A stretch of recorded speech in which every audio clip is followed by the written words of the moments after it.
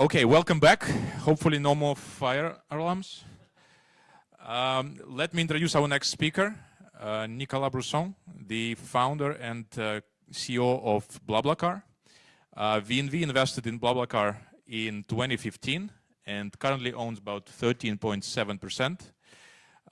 We are very excited as BlaBlaCar continues to lead the global long-distance carpooling market with over 2 million members presence in 22 countries. Nicolas, please, the floor is yours.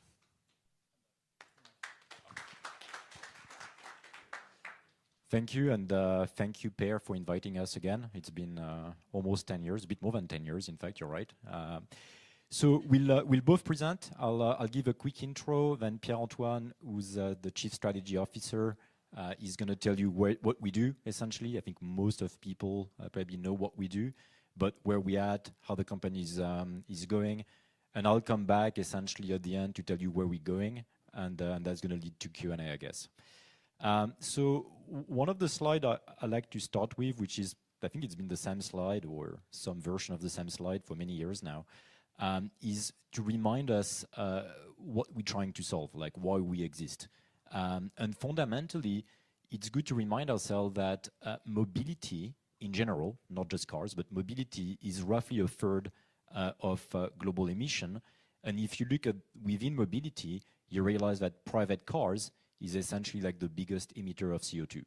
So it's the most poorly used asset, if you think of it, with 1.9 people on average per car in Europe. That's more or less the same or worse in the US or in other markets.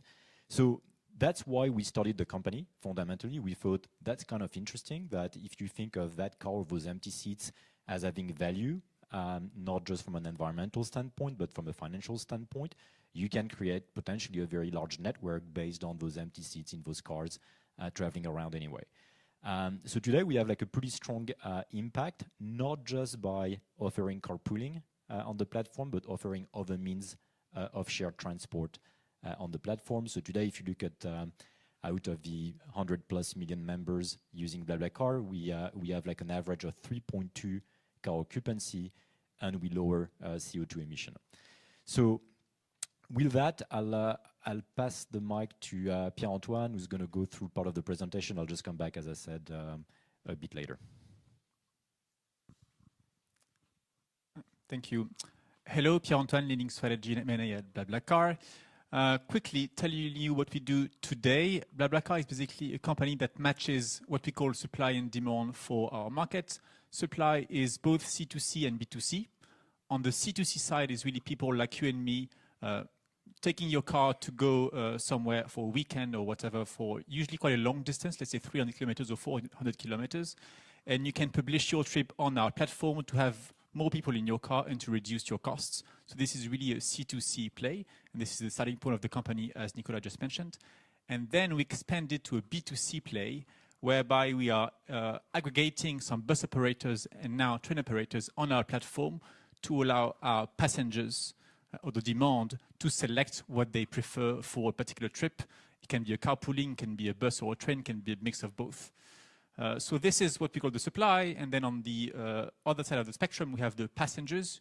And our community that we built is mostly people who we like to call sort of a cheerful type of community, quite on a price-sensitive end, who are looking for an affordable and environmentally friendly way to go from A to B, as I said, for sort of a long-distance trip. And we are in the middle, and our main competitive advantage is really the tech. More than half of our staff cost today is people working on the product and technology. So we're not really so much a commercial type of company, but more of a tech at heart.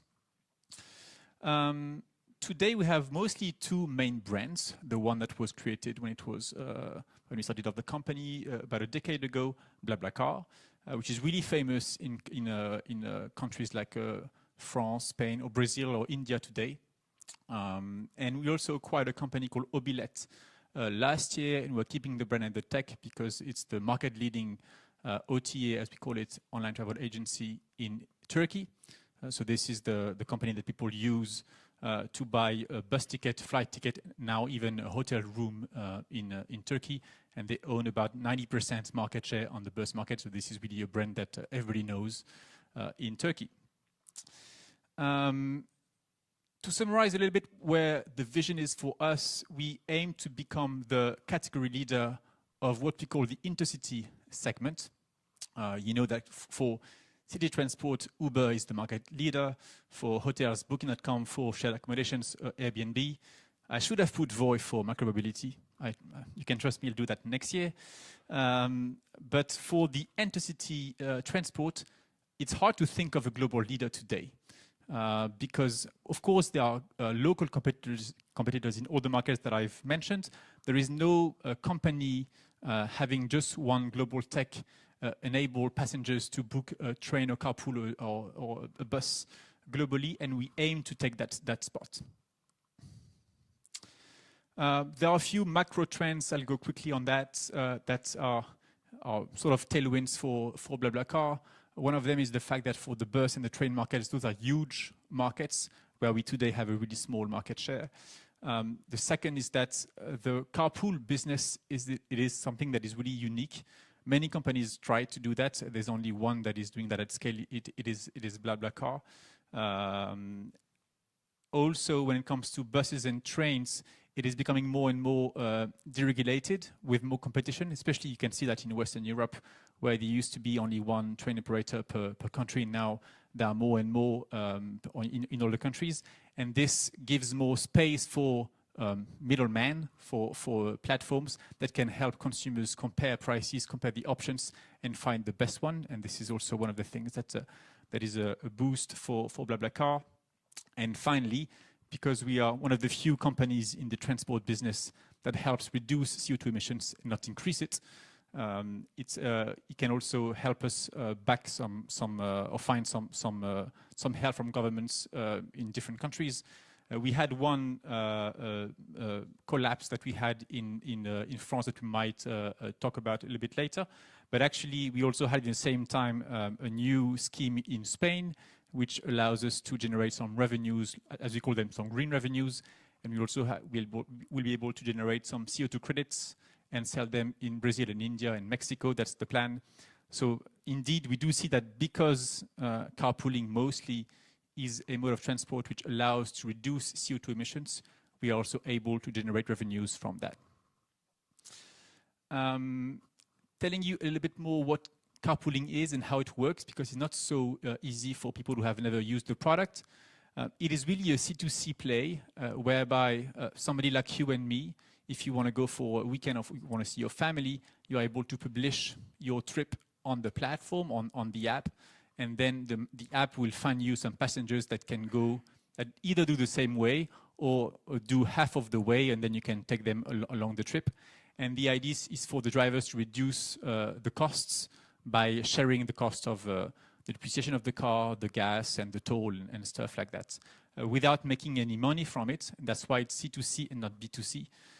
We are making sure that the driver cannot make a profit from such a trip, which allows us to have no issues when it comes to taxes or insurances, because it's not a business. This is really just on a cost-sharing basis. The business model, simply put, is if I'm a driver and I'm asking for, let's say, 20 euros per seat, we might sell that ticket or that seat for 25 euros. There's 5 euros for BlaBlaCar and 20 for the driver, which allows us the driver to share costs, as I said.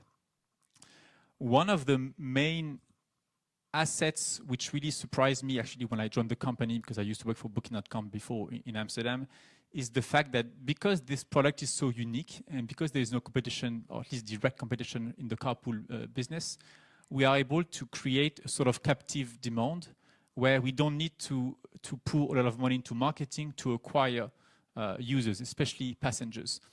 Today, as you can see, on the carpool side of the business, around 5% of our traffic, of our bookings, come from marketing, which is really low. I cannot share numbers for Booking because I don't think that's public information, but it's a lot more than 5% that I can share. And even for Airbnb, which, so to speak, has sort of a more purposeful brand than Booking.com, it is a lot more than 5% as well. So this is something that is really unique and that ultimately translates into financials as well, because we don't have to repay a lot the customers that we are onboarding on the platform. Snapshot of where we are today. Before 2019, so before any acquisitions in the bus space, we were 100% carpool business by definition.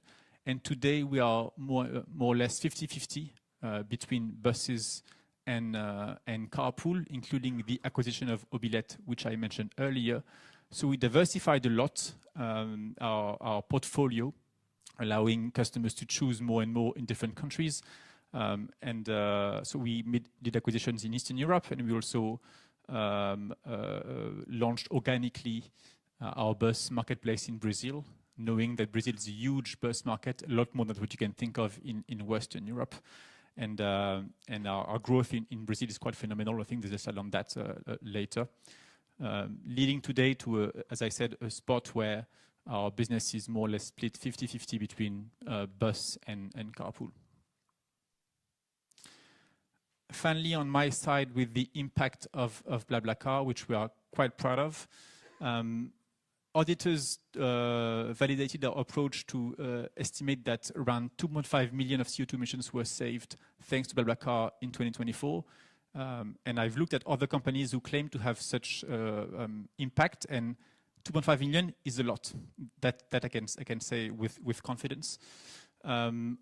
On top of that, we are enabling our drivers to save some costs. As I mentioned, it was a bit more than 500 million euros last year. We are also proud to say that we are creating some human connections. Usually, if you take a flight or a bus, you would not talk too much to your neighbors, or maybe you do, but it's not so obvious. If you take a carpool, that's how it works. You have to talk to the person before you actually take the carpool to agree on the meeting point or just to agree on where to go.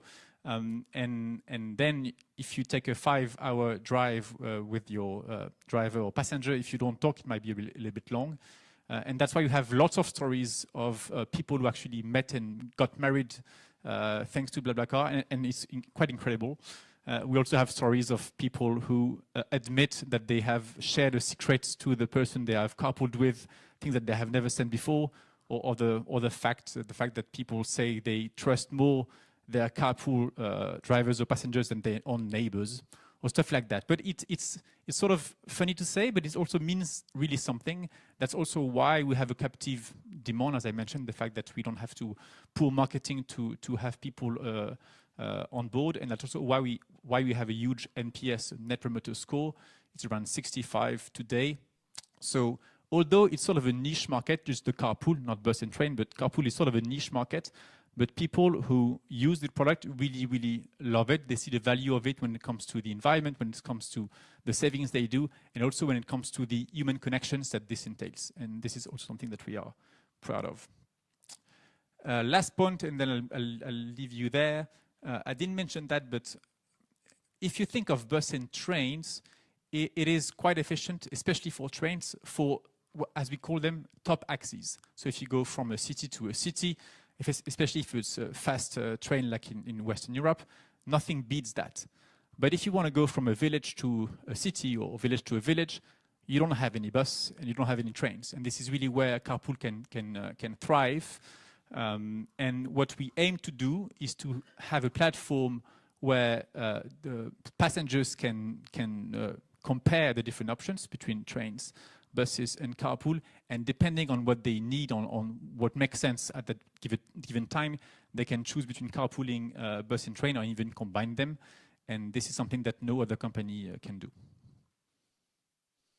Thank you. I'll leave you with Nico for the strategic vision. All right, thank you. It's good to be on the other side of that presentation from time to time. So thanks for that. I'll finish pretty quickly on where we're going from that, the next step and the next few years for the company. I guess the good news is it's more of the same. It's a continuity to what we've been doing and I guess saying for the last few years. And the way we think of it, it's essentially we have 3 blocks today. We have the carpool block, so essentially like continue to develop and monetize carpooling, which is the core business and what we started with. Expand on the transportation vertical, which means mostly like adding buses and train. And then once you have that, essentially you've built a pretty wide audience, and then you can do what I call a next-gen OTA, which is essentially all the other services you typically find in an OTA, accommodation being one of them. So if you look at that, it's also interesting because you have three different characteristics as businesses.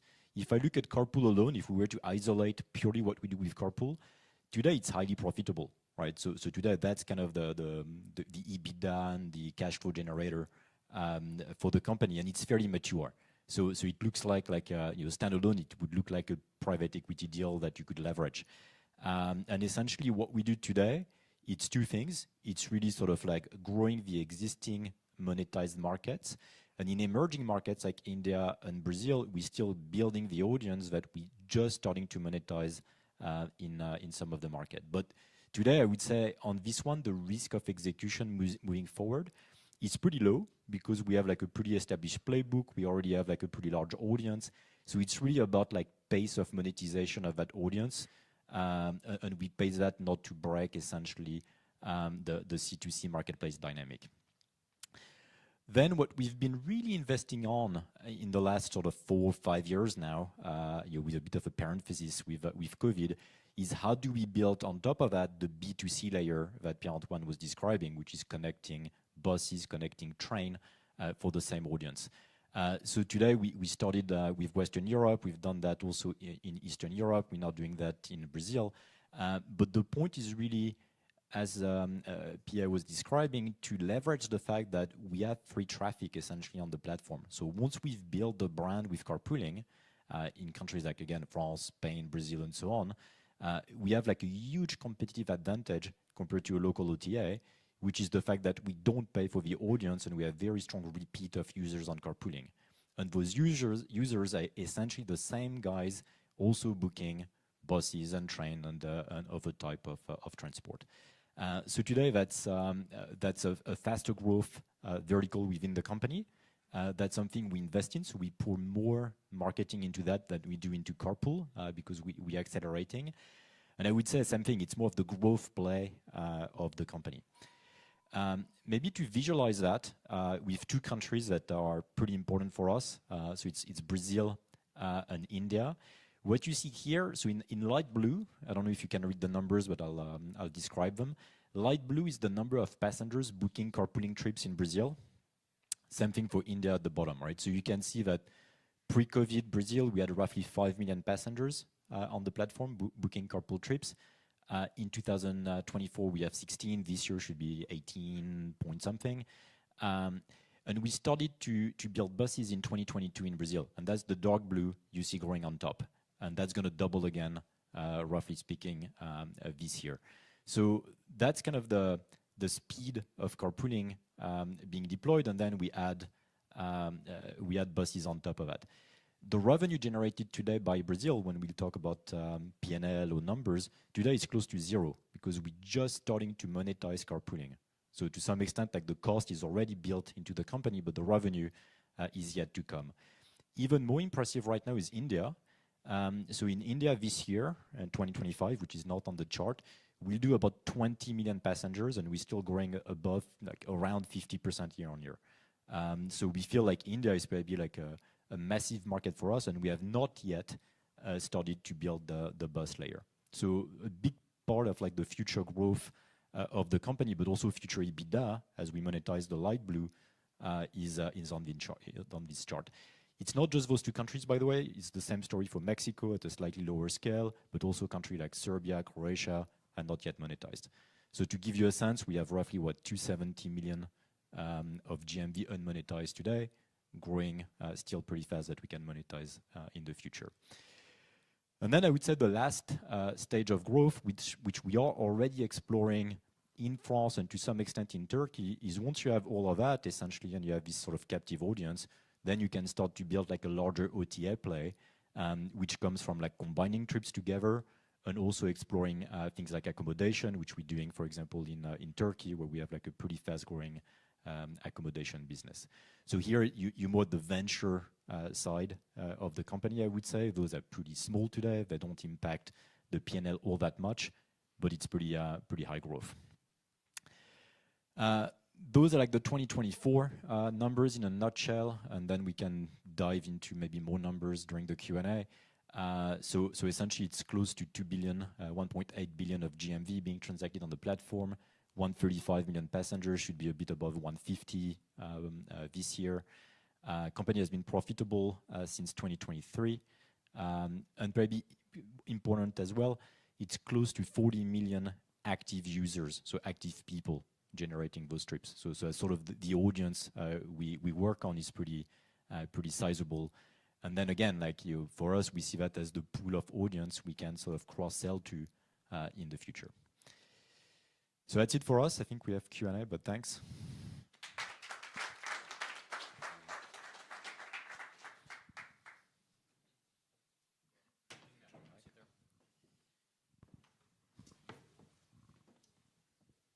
And this one works. That works too, or? Hey, yes. Perfect. Great. Tested that. Thanks for that presentation, both Nico and Pierre-Antoine. I'll start off with a couple questions from me and then open up for Q&A from the audience.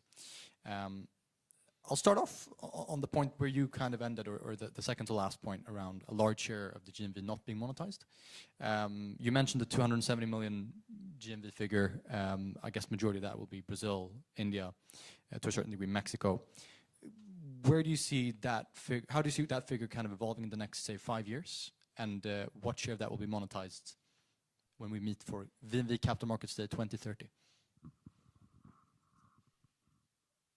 That works. Yeah. So no, that's a good question. I think I mean, when you look at the dynamic we see in LATAM and specifically in India, I think that number is going to be a lot larger. I'm not going to venture and give you a number, but it's going to be a lot larger in 5 years. And to some extent, I hope that I'll be able to say that not everything is monetized yet. I'll explain why. It sounds scary, but maybe it's not. Yes. The reason why is those should be monetized in 5 years.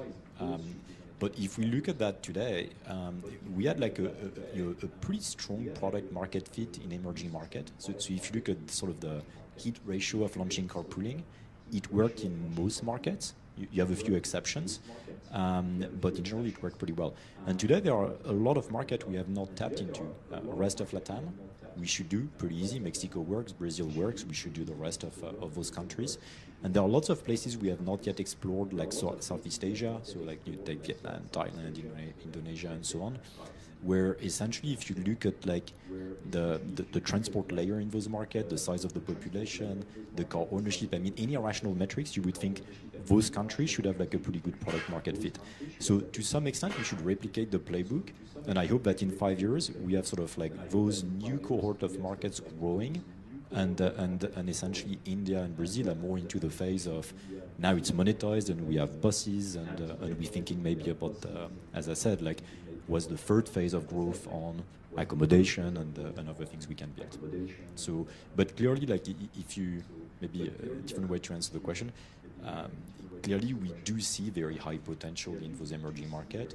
And if we pause on India, I didn't say that, but India, we spent zero marketing. We don't even have like anyone on the ground. We don't even have a subsidiary. So we get to a point where you have 20 million passengers using the product in India. We don't make money from yet. Not making an effort, just having localized the platform in India. And you get to the point in India where it's part of like the discussion and so on. So it feels like 20 million in India is where we were when in France we had 1 million in terms of like awareness in the country. So that's pretty interesting. So we'll see where it goes. Very exciting. I guess we'll see by 2030. Another question that or topic that we've written about a lot in the past year in our quarterly reports at VNV, you alluded to it a bit, Pierre-Antoine, is around energy savings certificates. There was simultaneously almost, there was a backlash in France and there's a win in Spain. Maybe just in your own words, can you explain, first of all, what these energy saving certificates are, or maybe just broadly speaking, this green revenue, as you mentioned, a bit what happened, but also how you're thinking about it today and moving forward. Yeah, maybe I'll take that as well. But So essentially, like this green revenue that take two different forms, if you think of it. One is this energy certificate, which is a European directive. So it's kind of a byproduct for CO2 credit, but it's measured as energy saved and not CO2 saved. It's roughly the same at the end of the day, but that's the way it's been implemented in most European countries. And in countries outside of Europe, we play with something different, which is CO2 credit. At the end of the day, it's kind of, again, measuring the same thing. So for a long time, France was a pioneer in that, and we had sort of like essentially built like a scheme that has been running for almost, well, more than 10 years. We started that in 2012, actually. And we have this sort of constant revenue in France from these energy certificates, which really grew in 2023. Because the government back then was still in the spending mode, and they thought like, okay, we need to build like a carpool plan and push that in France. Now, for those watching the news, the government in France, that's changing every other month, is not in spending mode; it's more in cost-cutting mode, and the environmental measures get cut. Right. So essentially, this thing went pretty brutally from being like a good source of revenue to going up to crashing to zero. And it's a bit paradoxical in the sense that at the same time, we have many wins in other markets. So meaning Spain has launched it. So now we have something live with energy certificates in Spain. And we are in the process, we've been approved as a, I mean, essentially it's a CO2 credit framework that's been approved around carpooling. And now we're going to deploy that in other markets. So I think the way those green revenue will look like in, taking the same time frame, like 2030, is we'll have probably that in like 3 to 6, 7, 8 different markets, but maybe with like more resilient lines of revenue and not a single point of failure. So that's what happened. So clearly, if you look at the financial profile, it did like a bit of like up and down with EBITDA, which I think is going to sort of normalize over time. Thank you. Any questions from the audience? Rahat from Cantor? Thank you. Just a couple of questions from me. One is around this unmonetized GBV that you mentioned. Have you tried monetizing it at all in either Brazil or India? And has it led to, let's say, a lower number of rides or lower number of users? And then secondly, on the TAM opportunity, how do you think about that? Like, how would you suggest that we think about it? And have you had a formal kind of survey done to calculate the TAM? I'm speaking for the carpooling business.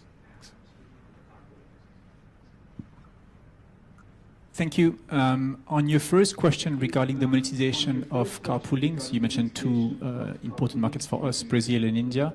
So far, we have not monetized those countries. And generally speaking, first, we realized that it takes a lot of time to create what we call liquidity. So the idea to have enough supply and enough demand to match such supply and demand, that takes a lot of time.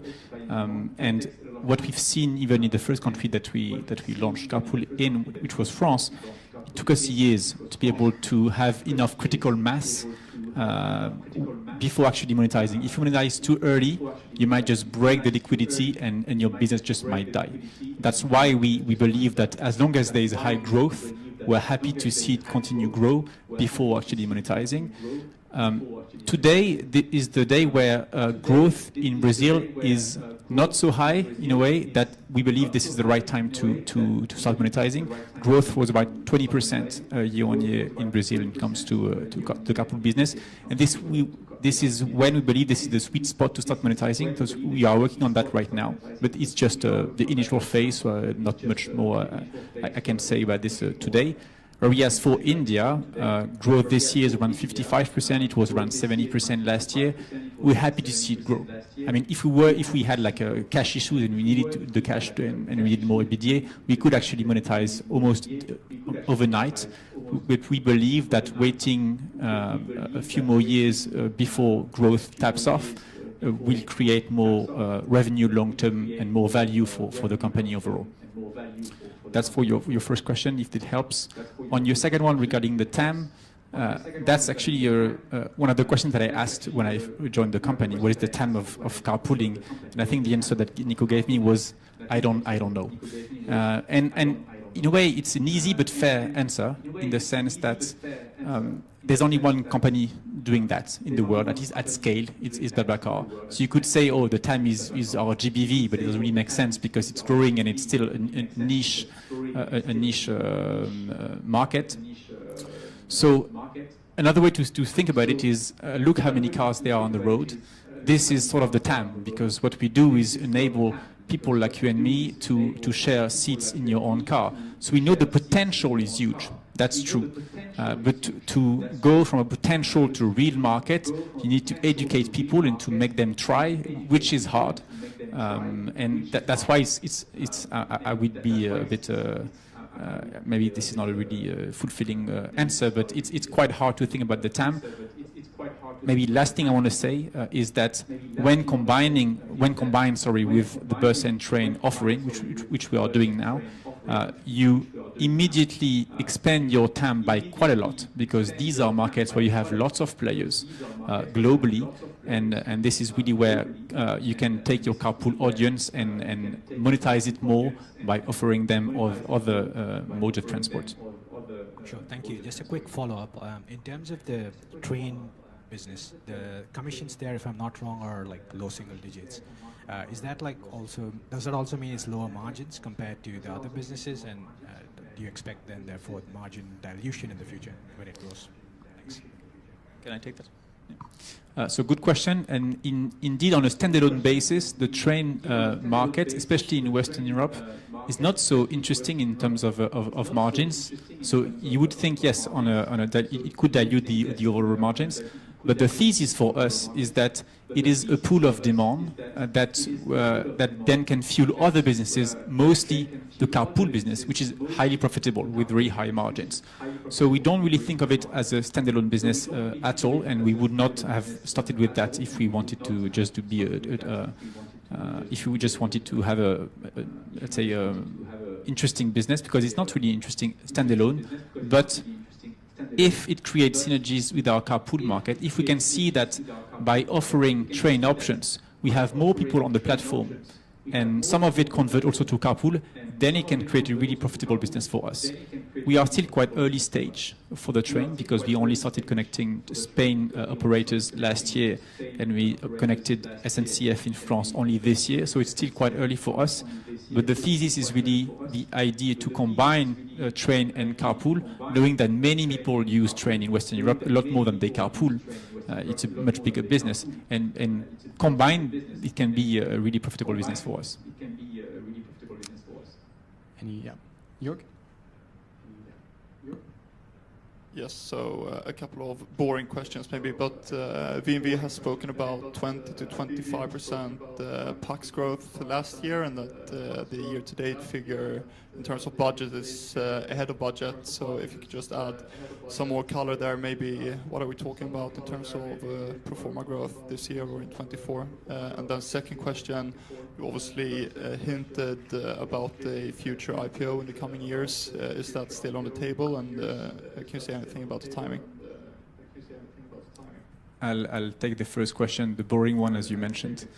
So first, year-to-date overall, I mean, there are two ways we look at it. One is versus budget, and we are above budget on almost all metrics, especially on profitability. And then when you look at year-on-year growth, I think today we are around plus 15% in terms of PAX and plus 25% in terms of gross margin, which is the main metric that we look at internally. So that's quickly a few numbers on the numbers. Maybe I can let you take the question on IPO. Yeah, no, we don't have the IPO date yet, and I mean, it's not really on the agenda short term to do that. I think we still need to do. I mean, if you think of it, I think the business will need to be a bit more predictable and maybe a bit more monetized, and maybe like we need to be able to demonstrate that the EBITDA margin is maybe a bit more stable in some geos. So for me, we maybe I don't know how to quantify that in terms of time, but maybe a couple of years away from that. And again, like you also have these questions, like going back to the question on market size, which is sort of linked to that, like how do you project?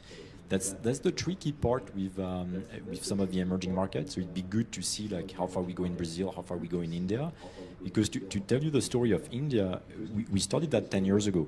10 years ago, we had a local team, we've done some marketing, and we struggled to get to even below 1 million passengers we decided to shut down the local team, leave the product, not spend any marketing. This year, like in the month of August, we've done 2 million passengers in 1 month. So more in a month, essentially, than, 3 times more than what we were doing 10 years ago. So to go back to the time question, like 9-10 years ago in India, it was apparently pretty small. Now it's apparently a lot bigger because car ownership has increased, online penetration has increased, road infrastructure has improved, and so on. So I think, part of the equity story is also linked to that. So I think we need maybe like a bit more sort of proof of penetration in those markets. And then as you launch new markets, whether it's LATAM, Southeast Asia, and so on, a new vertical, I think the story becomes a bit more predictable to some extent in terms of growth, which is more appealing, I guess, for public investors. So I would say a couple of years away from that sort of like confidence in the model to some extent. Appreciate the color. Thanks. I'm Mike Calvey from Bearing Ventures. What metrics do you track to try to understand how many of your carpooling customers are using the other products and services? And what do you consider to be your target in that respect? If you want to be an OTA, you're going to end up having to have people think of you as a multimodal. So what do the metrics show? Yeah, so essentially, and maybe Pierre-Antoine can double-click on this one, but that's a really good question, because the whole thesis is the fact that, I mean, what sounds pretty intuitive is someone looking for a carpool between Rio and Sao Paulo is in fact not looking for a carpool, they're looking for a solution to go from A to B, and what they probably express is they're looking for some cheap and cheerful, so it's sort of the low-cost segment of transport. And hence, if you offer everything else, they should recognize your platform as the platform to do that.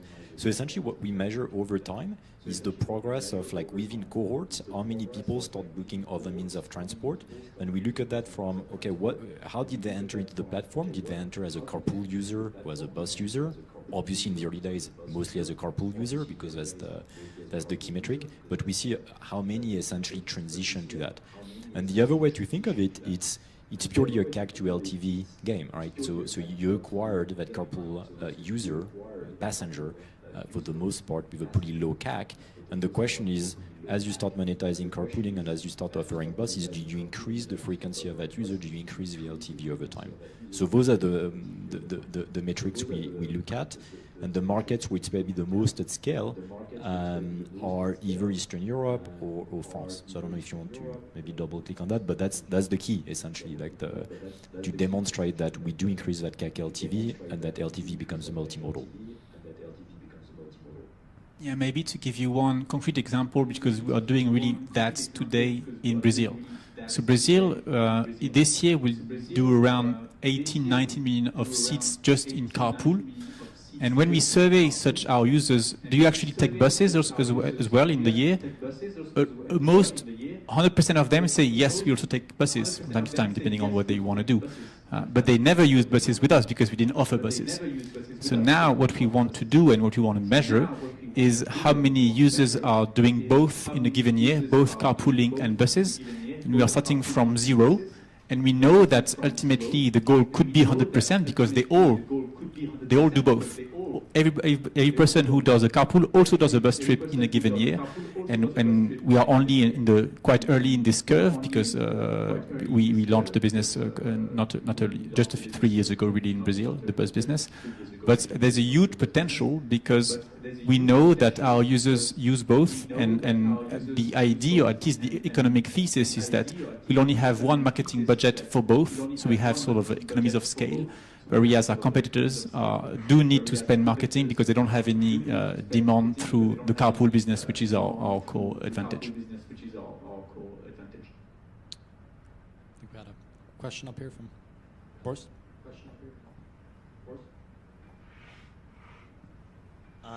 You partially answered the question I wanted to ask, but could you be a little bit more specific?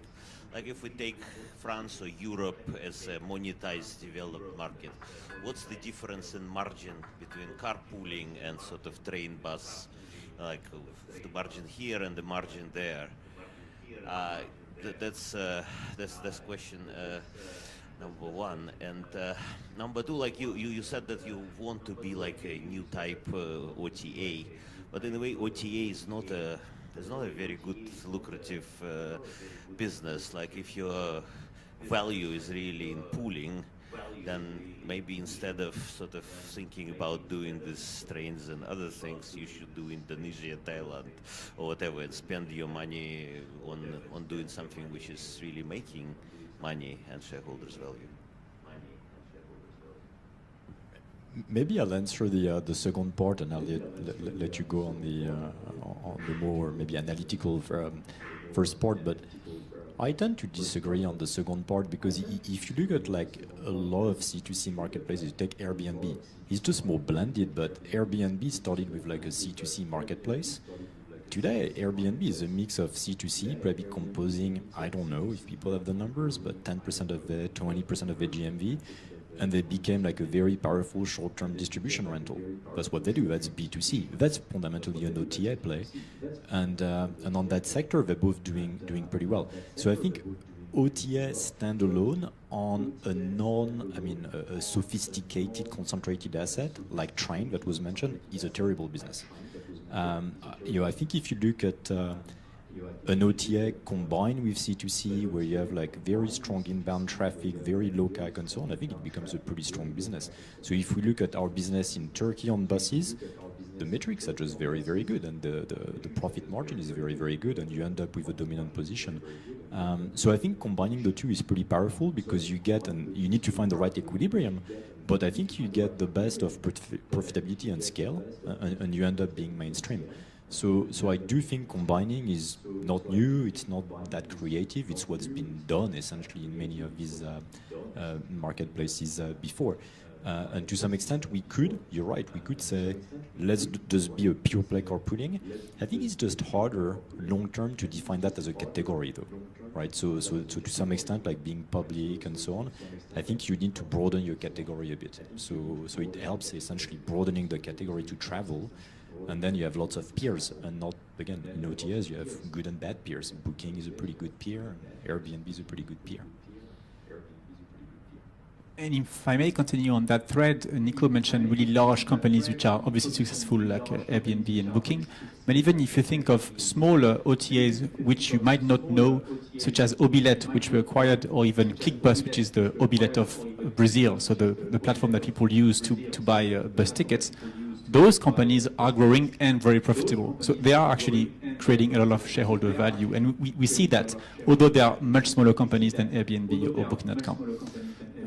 And on your first question, if I answer really quickly on the numbers, generally speaking, one way to look at the margins is to think of the take rate. So out of the price that passengers pay, the GBV or the GMV, how much gets to BlaBlaCar. In carpooling, it's roughly, let's say, 20% in Western Europe. For bus, Western Europe is around 10%, 10 to 15%. And for train, I believe on a standalone basis, it's around 3%. So indeed, it is very small, and as Nico summarized it, it's not a really exciting business, unless it creates synergies with the rest of the business. That said, to be clear, although we have mentioned a lot train in the presentation and through your questions, it is today quite small for us. It's a team of less than 10 people, and we don't invest in marketing because the idea is to use the carpool audience to sell other things as well there. So I would not emphasize it too much, because it is not really the core of what we are building right now. I'm sorry, Boris, we won't have time. We can do that offline, sorry. But one final question from Matthias, because he raised his hand, and then I think we need to move on. We're already over time. So linking a little bit back to the old question, carpooling and train and buses, that makes sense. But going down to accommodation and hotels, I mean, for me as an investor, it feels like a slippery slope. Why not focusing on what you're really good at and leave the rest to someone else? Because you're spending money on something now that might be profitable in 3, 4, 5 years, while we as investors would like to see more of where you're good. And carpooling is so big, and you have just scratched the surface. Why annoy management and the board by something maybe of less interest? Yeah, I mean, first, today, like as I described, accommodation is more like a forward-looking thing on the horizon. So today we're not burning money on that, or not yet investing on that. But I think we had the same questions like 5 years ago on buses and train, and now we demonstrated that that business is to scale, and it has grown, and the economics are pretty good. So I think it's a fair question. I mean, the thing that's interesting is if you look at what we're building, I think we are really good at building like a very large audience in terms of like number of people and number of users, but they don't transact all that much on the platform. And if you look at most platforms that have done that in the past, OTAs have done that for sure. When you get this sort of like high NPS, high customer brand and so on, you do have the temptation to go for higher ticket price, and higher ticket price is accommodation. That's why Booking.com won the space, by the way, because they moved to accommodation through an M&A, but they moved to accommodation pretty early on. So I think there is value in doing that without burning money. So if it's, and again, to me, it's just like aggregate some of that on the platform and leverage your audience. Think of that almost as advertising. And if they don't buy the stuff, they don't buy the stuff. But I don't think there is so much to be built, essentially, to create actually incremental revenue and incremental EBITDA through these additional products. Demonstration of that today is like what we do. The only place where we do accommodation, to be clear, is Obilet, who's like at scale in Turkey. Obilet, through bus booking, essentially, is the biggest brand in Turkey. They're aggregating now flights, hotels, and so on. Those businesses are very rational. Like if you look at the growth metrics of those two verticals, they're very good, and the investment compared to growth is super efficient. So can we replicate that in other geos? We'll find out. But it's kind of interesting to think about that. So today, I would say we're not in that sort of you're betting the farm on the next big thing. It's more like incremental profitability over time. Yeah, and we're long over time. Just final question from me, which is you're already alluding to on M&A, because Obilet has been a very successful acquisition. It's almost wrong not to talk about it more than we are. So you're thinking about building organically versus acquiring, and maybe just a word on Obilet so the audience actually gets a sense of that business that you acquired about a year ago now. In short, I'm sorry.